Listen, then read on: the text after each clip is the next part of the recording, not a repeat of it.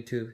Today I'm going to show you how to check the heart rate on the Apple Watch Series 4 and a little bit of an extra cool feature using the digital crown. And this is the Apple Watch Series 4 I have, and it's in a 40mm version. Anyways, so all you have to do is raise your wrist or click the digital crown side button to turn on. Go to the home screen, go to heart rate. Let it load your heart rate. It may take about 5 to 10 seconds.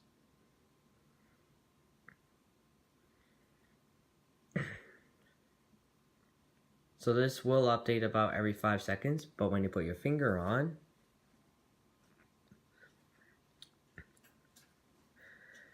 it'll update much more frequently, like about every second or every 2 seconds. You see? It's updating pretty quickly, but when I let go, it's updating a bit less frequently.